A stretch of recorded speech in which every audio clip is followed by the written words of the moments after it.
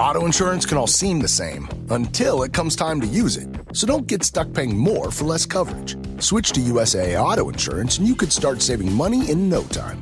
Get a quote today. Restrictions apply. Bored with your boring cardio? Stop pedaling that snooze cycle to Nowheresville and try some cardio that's actually fun. Supernatural Fitness, available on MetaQuest. Isn't that right, Jane Fonda? Cardio will never be boring again. Sweat to the beat of thousands of chart-topping songs inside stunning virtual landscapes. Bet your stationary bike can't do that. Visit GetSupernatural.com and join the next fitness revolution. Supernatural VR Fitness, only on MetaQuest. Rated Teen for Teen. Good morning, guys. Welcome to the podcast. Happy New Year. And I've got from Indiana, Amelia Misenheimer, and she is a real estate investment coach. It's quite interesting. I'm quite excited and intrigued to hear her thoughts on where we are in the real estate market. A lot of the audience are real estate investors, and I'm really happy to just have a conversation on money talks, wealth investing. And Amelia, welcome. Thank you, Chris. I'm really excited to be here, and Happy New Year to you as well. Yeah, I love your passion and your enthusiasm. So just briefly introduce yourself and we'll dive into the questions. So as you mentioned, my name is Amelia. I started investing in real estate in 2010, originally from New Mexico. So most of my investments are in the Southwest area. That's what I'm mostly familiar with. I ended up marrying a military guy who then we moved to England. So it was quite a different move, and it really forced me to change what I was doing. I was a licensed realtor. I had a property management firm where we managed over 450 properties, which obviously doing from afar was rather difficult. So I ended up selling my two companies and transitioned into this in real estate investment coach, consultant, advisory role. And so with that, we actually ended up buying some real estate while we were in England, which was a lot of fun. So we actually have some international properties as well. I like to call it international investing, like 3D investing, because not only do you have your standard return on investment and cash flow and all those things, you've got currency exchange in there as well. Try to transfer money when the currency exchange is in your favor. It was a whole new level for real estate investing that I never thought I would have to be prepared for, but here we are. So it was actually a really neat experience, and I'm excited about having some of those assets abroad. But then after our time in England, we are located now here in Indiana, and it's been a lot of fun digging into the real estate market here in the Midwest because it's a pretty good little market. Yeah, I love that. Always getting paid in a stronger or an appreciating currency to hedge kind of your inflation and also your currency debasement. We'll start it off. And one thing is talking about is just I got started in real estate in 99, and it's actually it's changed a lot. I mean, you have got overvalued markets and you've got people getting priced out. It's a lot harder to make it when everybody's hearing like, oh, good, get into real estate. What steps or what should be people cautious of? Is real estate still a good investment? Talk about that. I always say real estate is a good investment, especially living in England. You've got these buildings that are thousands of years old, and guess what? They're still paying rent. So there's still all of this wealth being controlled and had and passed from generation to a generation with real estate. That's like the Queen's largest investment fund or the king now. It's all real estate. It's all based on real estate, residential, commercial. It's really a fascinating progress. So if they can make it last for thousands of years, I'm saying it's still and will always be a good investment where you're dealing with people's shelter. Now it's a lot harder to get involved in real estate today, right? Like there's not these $50,000 properties that you can go out and buy as easily as there used to be, but they still exist. So you can find them. However, they exist probably in a different location than where you're living. And I think that is something that whenever you look at getting involved in real estate and want to start investing, how comfortable are you really investing your money that far away? And what kind of systems and processes and protections do you have in place? Because I live by this saying, nobody's going to watch your money like you do. And I don't care how good of an advisor you have. I don't care how good your people are. Like it's still not their money. It's your money. So how do you create those systems that are strong enough to protect you against long distance investing? So obviously California people, it's a lot harder to find good deals, but they're still there. There's still deals to be had. They're just harder to find and probably not as obvious as they once were. Bored with your boring cardio? Stop pedaling that snooze cycle to nowheresville and try some cardio that's actually fun. Supernatural Fitness, available on MetaQuest. Isn't that right, Jane Fonda? Cardio will never be boring again. Sweat to the beat of thousands of chart-topping songs inside stunning virtual landscapes. Bet your stationary bike can't do that. Visit GetSupernatural.com and join the next fitness revolution. Supernatural VR Fitness, only on MetaQuest. Rated T for Teen. I love that. Yeah, I know a lot of people from California that moved into Texas where I'm at, and they actually either bought or rent their homes in Texas, and they kept their homes in California because if they sold their properties in California, they'd be out of the house, and they got in early. The other question I have for you, we mentioned the real estate game has changed. So is it basically a game for the rich and people that, are people with like landlords and single family, and these are obsolete now? I would say the media and the market makes it seem that way. It really does. You see all these big investors and these big names and these big apartment complexes. But when you take a step back from all of the input we get on social media and you drive down the road in your own hometown, in your own neighborhood, what do you see? You see all these houses, and they're not owned by BlackRock. They're not owned by Greystone. They're not owned by these big players. They're owned by mom and pops. They're owned single family homes. They're owned by local investors.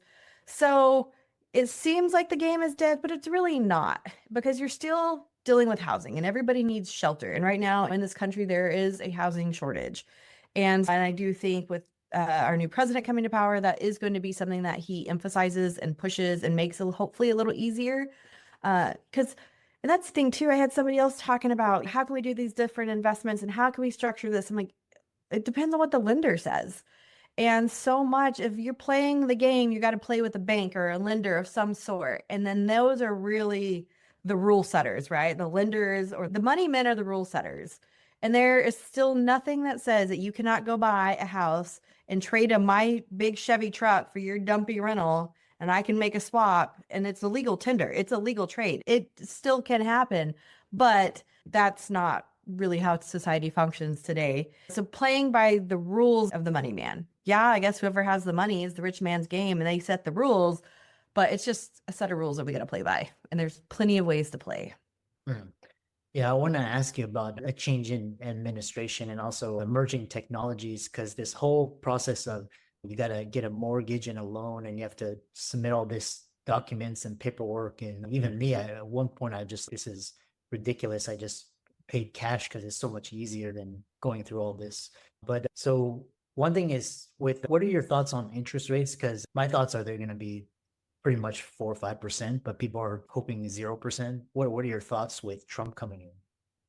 I don't think they'll ever be 0%. Like, it's not, I don't want to say it's not good for business, but interest rates aren't a bad thing. When I got into real estate back in 2000, interest rates were like 8%, and that was normal, and business still happened. But I think what's really hard about the interest rates today is how much inflation has hit and prices of houses. Because 20 some odd years ago, prices were significantly cheaper. So 8% on 200,000 is a different ballgame than 8% on 500,000.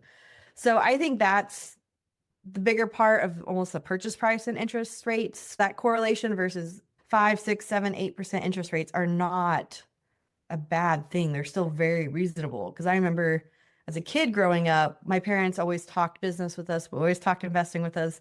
I remember they were talking to me about 18% interest rates. And then that I just can't even wrap my mind around, because that's just a whole different ball game. Yeah. I remember those days, the 8% before and I think basically it's basically the price. Talk about, because one thing that's really on my mind now is because I live in Texas and we get flooding and hurricanes, and a lot of insurance companies are refusing to cover certain areas, and that's going to impact your ability to buy a home or invest in a home, especially get qualified for a mortgage. So talk about this area of how you address climate change and climate risk as a real estate investor. That's a fabulous question. And I think it's a fascinating topic. I've listened to several different podcasts about insurance companies, and I think that there's going to change. Our insurance industry is going to change because the way it's going is not sustainable. What does that look like in the future? I don't know. But what really opened my eyes to how different our system was is my property insurance in England for the house we lived in as a primary residence was like 150 pounds a year. That's $200 a year, which is mind blowing. So clearly something has some government subsidies over there. And I don't know if it's the way they build or whatnot, but I was like, whoa, I had to double check it because I couldn't believe that was right. Because here I'm used to a couple $1,000s a year per property. So I definitely think it's going to have an effect. And I wish I had a glass ball on this because there could be a lot of money made if you knew where this was going.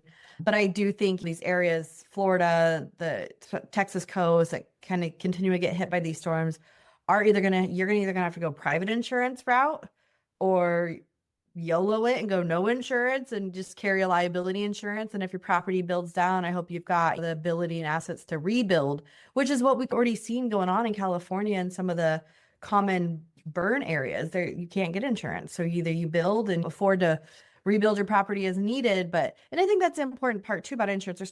There's coverage of your property and then there's the liability coverage. And I think we often lump those together, but you could still have the liability coverage to operate as a business owner and either self-insure. And I think that conversation is becoming a lot more frequent because especially with the way interest rates are priced today and how much people are paying in interest, it wouldn't be that hard to set up either a small group or private self-insured and do it yourself. Yeah, the insurance industry here in the United States, I think it's a big, colossal scam. But the next question I have for you is talk about, because especially during COVID, the government gave tenants a lot of rights and privileges, and they basically stripped the homeowners or landlords of their rights. So basically gave the rights to the tenants. So talk about this area where you have not only you have climate and change and you have to worry about your house getting obliterated, but then you have people that don't even pay and then they have more rights than you as an owner. Yeah, it's pretty wild. Obviously, this is state by state specific. So anytime you talk to an investor, you're like, look at landlord friendly states. And that's what this means, right? Pick a state that backs the landlord at least somewhat over the tenant, because it is crazy how many rights some of these states are giving tenants. And yes, I agree people should not be homeless. And yes, I agree there should be protections in place and all of that. But that does not fall on my shoulders to do that for everybody in a state, right? Like it's my property. I paid for it. I'm responsible for it. No, you should not be squatting in my house. I do think it's becoming a bigger and bigger deal, especially with social media, as people are learning more and more about these tricks, if you will, if you want to call it that. But again, that gets back to how do you protect your asset? If your property and your investment property is 2,000 miles away and someone's squatting on it, how frequently is somebody going over there checking on it? Is your property manager driving by weekly? Because these things happen overnight, essentially. Somebody can move in and then all of a sudden you've got this whole disaster on your hands. Whereas if it's your property and it's closer by, it gives something for you to be able to go check on. You've got a better feel of things going on. And you also know people in the area. You know the plumber, Steve, who's going to drive by and say, hey, Joe, your lights were on the other day. Do you have somebody moved in? And you say, oh, no, I don't. Let me go check on it. And that's also the niceties of investing in a smaller area where you have those connections and have the friendly neighbors and have the relationships to help protect your assets. Mm-hmm. Yeah, really interesting. The other question I have for you, I'm not sure but this whole area where it's like you have title, you have escrow, and you also have now the realtors commissions cut in half as well. And then, and I'm always thinking about what the internet did for the media, did for if you look at it over the last 24 years, how it changed a lot of things. Talk about this whole integrative process and how do you see this process getting better and easier and just more efficient? So it'll be interesting, right? A realtor's commission did not get cut in half theoretically. So now it's half being paid by the buyer, half being paid by the seller is the new process. And that's not even true all the time. There's still a lot of sellers who are paying both commissions because it's built into the price. And I think, again, that gets back to the affordability of a property, right? How many buyers have enough cash in their pocket to afford the down payment, to afford the closing fees, to afford a buyer commission for a realtor, to afford all of these things? Yes, in the scheme of things, you're still paying for your realtor commission because it's built into the sales price. It's built in, it takes it out of their seller proceeds. It's still, all Washington is the same, but it's what pocket is this coming out of? So I think putting more of this stress on the buyer is going to make it harder. It's a higher barrier to entry to get into the market because now you've got one more thing, one more cost to pay for, or you don't. You can do it all on your own too. But I think as all of these systems and the complications and all of that stuff is created as a way to keep people out. And I feel like realtors have done that with their contracts. Lawyers have done that. All of these people, and there's so much fear built up into all of this. There is nothing that says that I cannot create a purchase agreement with you, Chris, for your property in Texas and say, hey, like, I want a property in Texas. And we can draft it on a napkin and we can both sign it and we can take it to the title company and they can start working on it. Because as long as it has certain terms, it's a legal contract. And it's so easy to just blow this up and out of proportion and make it scary and complicated and difficult. And yes, people will sue you. Yes, there are people out there looking for a fight. But for the most part, when you're dealing with properties and landlords and good people, you can get deals done in a lot of creative different ways. Yeah. What industries within real estate do you see have a lot of potential? Because with the interest rate issue, commercial real estate, and you got hybrid work from home, that's really put a dent. But I heard like things such as like data storage, and talk about these niches that are particularly doing well or that investors can focus on in 2025 and beyond.